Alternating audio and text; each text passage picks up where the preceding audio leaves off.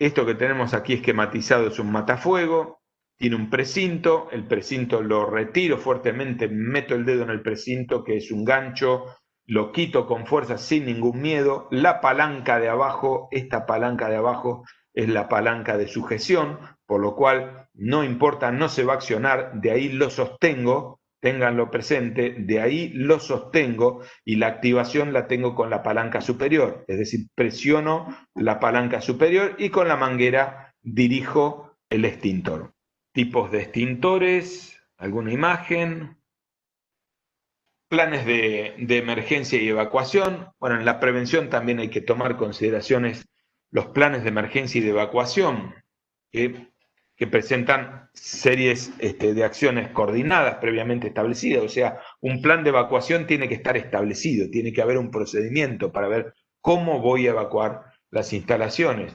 Es decir, por eso de en principio tengo que tratar de no ingresar cosas importantes que después me van a hacer perder tiempo retirar o que voy a lamentar si las tengo que dejar, ¿sí? Entonces, cierro los ingresos, llaves, cortocorriente, todo lo que puedo y tengo a mano. De lo contrario, tomo las cosas importantes que tengo y me retiro. En cada paso cierro las aberturas, cierro ventanas, cierro paso, abro la puerta, cierro la puerta. Si hay peligro de que haya un incendio, de que se esté prendiendo fuego del otro lado, lamentablemente no voy a poder abrir esa puerta porque cuando abro la puerta, si el fuego se estaba sofocando, lo reavivo con el ingreso de nuevo oxígeno, ¿sí? Esas cosas son muy comunes. Lo mismo que hay un incendio, voy a abrir las ventanas para que entre aire y se enfríe. No, abro la ventana y entra el aire y el fuego se aviva. Vamos un poco a algo que van a tener un método que les va a permitir evaluar cuando ustedes tengan que ponderar el riesgo y ver de qué van a disponer. Para actuar, ¿sí? Existen como para todo criterios pensados y criterios en base a evidencia científica o probada. Entonces, ¿cómo se realiza una evaluación del riesgo de incendio? Existe un método simplificado. Inicialmente, tradicionalmente se utiliza un método que se llama método de Gretenel, pero el método de Gustav Pur es un método simplificado que lo que hace es tratar de establecer medidas preventivas que se basan en estos dos puntos. Primero, conseguir que la probabilidad de que se declare el incendio sea pequeña, es decir, reducir la probabilidad de ocurrencia. Y el segundo es que en el caso de que se produzca, que el fuego no se pueda extender rápida y libremente, ¿sí? Impedirle la propagación, es decir, que cause el menor daño posible. Primero, minimizar la ocurrencia y por otro lado, minimizar la propagación y daño posible. Entonces, aquí tenemos dos cuestiones. Cuando se origina el incendio, el tiempo para dominarlo comprende dos fases. Uno, el necesario para descubrir dónde está. Primero, detectarlo, ¿no? Si está ocurriendo, detectarlo y transmitir la alarma a quienes lo vayan a extinguir en el caso de que no pueda con el matafuego extinguirlo, ¿no? Muchas veces se originan básicamente por eso, porque la detección no ha sido temprana, entonces se ha dado el tiempo necesario para que se propague. Y después la velocidad es cada vez más rápida, la velocidad es mayor. El tiempo necesario para que entren en acción los medios de extinción también es el otro tiempo necesario para poder dominarlo, ¿sí? El método PUR se basa primero en tener en cuenta estos dos tiempos, el necesario para descubrirlo y el necesario para actuar.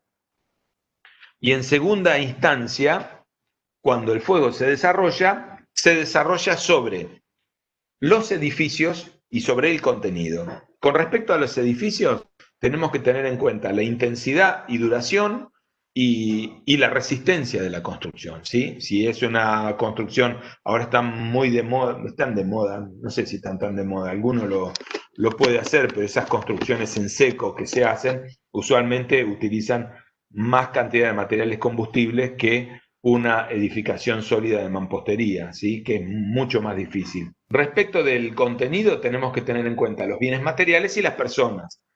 Ambos riesgos están relacionados y no podemos representarlo por un solo valor numérico, ¿sí? Hay que ponderarlos. ¿Por qué ponderarlos? Porque en función de esta ponderación voy a tomar una decisión de cómo voy a planificar la extinción. Bueno, este término GR que todavía queda de cuando se utilizaba el método de Gretenel, tiene que ver con el cálculo del riesgo del edificio. Todo índice tiene que ver con factores que lo favorecen, que están en el numerador, y factores que lo desfavorecen, que están en el denominador. ¿Sí?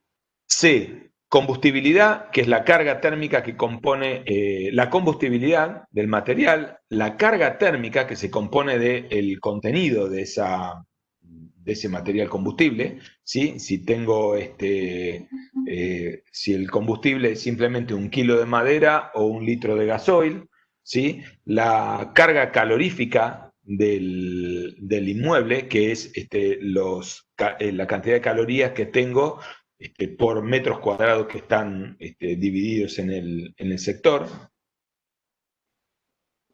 La situación desfavorable y gran extensión del sector cortafuegos, ¿sí? Considerado, ¿sí? Es decir, la situación desfavorable, es decir, cortafuegos que no están bien ubicados, periodos de tiempo para iniciar la extinción, el tiempo necesario para actuar sobre la extinción. Tengo que ponderar todos estos aspectos. La resistencia al fuego de una estructura ponderable en la construcción, todos estos valores están tabulados también, ¿no? Y factores secundarios de reducción de riesgo como focos de ignición, almacenaje favorable, es decir, ciertos aspectos que hay guías, hay normas. Yo después les voy a pasar una norma europea que da valores para todo este tipo de. La voy a subir para que la tengan disponible. Hablamos del riesgo de los edificios, ahora hablemos del riesgo para el contenido. Y el riesgo del contenido tiene 3 factores fundamentales. Uno es un coeficiente por el daño a las personas, otro por el peligro para los bienes y el otro es influencia del humo. Determinados. GR, que lo tenemos aquí abajo, y determinados.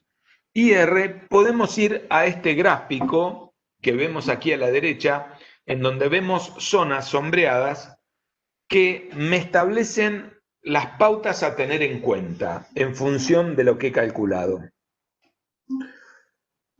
No sé si alcanzan a ver que cuanto más bajos sean los valores de IR y de GR, mejor es la situación que tengo. O sea, lo primero que tengo que hacer es planificar lo mejor posible. Fíjense aquí lo que ocurre. Estoy en la zona 1, que es esquina inferior abajo, los valores entre 1 y 2, ¿sí? De método de PUD. Aquí podría decir que una instalación automática no es necesario, es decir, una instalación automática de detección y de extinción. Instalación automática, 2 aspectos, para la detección y para la extinción. 2 cosas distintas. En este caso, en el sector 1, puede ser recomendable, pero no serían esenciales. Ahora, más aún, si estoy en la zona 1A, ¿sí? 1A, que estaríamos hablando de aproximadamente 1,25 de GR y 1,25 o 1,20 y 1,20 de GR y de IR, aproximadamente, ya directamente las medidas automáticas son superfluas, no son ni siquiera necesarias de estimar. Vamos ahora al ítem 2. Fíjense que estoy entre IR que no llega a 2, pero GR que está entre 2 y 3. En este caso, o sea que tengo un riesgo más elevado para el edificio. En este caso, podemos decir que la instalación automática es necesaria la predetección, pero la instalación de una extinción automática no es necesario, ¿sí? O sea que estando en estas zonas, podemos decir que es necesaria la detección, ¿sí? La detección es lo fundamental. Cuando estamos en la zona 3, pasa lo contrario. Tenemos que detectar necesariamente, ¿sí? Pero no necesariamente tenemos que hacer una instalación automática de extinción, ¿sí? Cuando estamos en la zona 4, es recomendable la doble protección, ¿sí? Fíjense que la zona 4 está dividida en dos zonas, en A y B. La detección automática, usamos el mismo criterio que usamos en 2 y en 3, en 4A con 2 y en 4B con 3, ¿sí? Pero en general es recomendada tener una doble protección. Y en 5, por supuesto, si estamos en la zona 5 por encima de 260, 270 de GR y por encima de 2 de IR, tenemos que tener una doble protección en las instalaciones.